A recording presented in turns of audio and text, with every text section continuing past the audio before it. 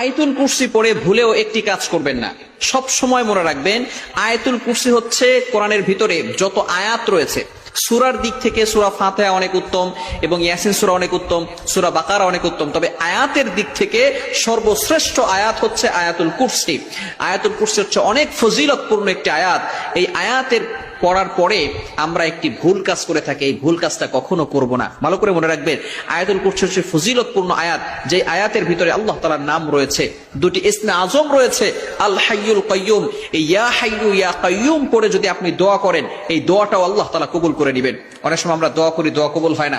আপনি যদি এই দুইটি নাম যেটা আয়াতুল কুরসির ভিতরে রয়েছে, আল হাইয়ুল কাইয়ুম, ইয়া হাইয়ু ইয়া কাইয়ুম, এই দুইটি নাম 3 বার পরে যদি আপনি দোয়া করতে পারেন, আল্লাহ তাআলা অবভিয়াসলি ওই দোয়া কবুল করবেন ইনশাআল্লাহ।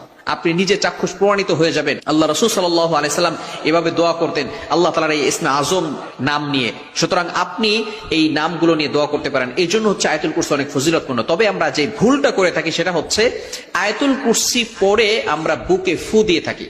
যখন আমরা আয়াতুল কুরসি পড়ি তখনই বুকে ফু দেই।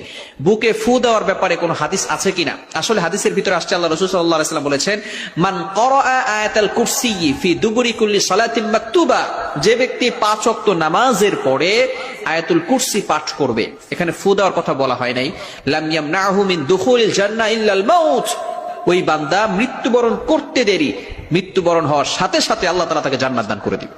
সুবহানাল্লাহ বিহামদি। সুতরাং যখন কোন বান্দা আয়াতুল কুরসি পড়বে 5 ওয়াক্ত নামাজের পরে, দৈনিক যদি আপনি 5 ওয়াক্ত নামাজের পরে আয়াতুল কুরসি পড়তে পারেন, অবভিয়াসলি আল্লাহ পাক রব্বুল আলামিন, আল্লাহ রাসূল সাল্লাল্লাহু আলাইহি সাল্লামের মাধ্যমে জানিয়ে দিয়েছেন, ঘোষণা করে দিয়েছেন, উইল গো টু প্যারাডাইস। আল্লাহ পাক রব্বুল আলামিন তাকে জান্নাতের ব্যবস্থা করে দিবেন।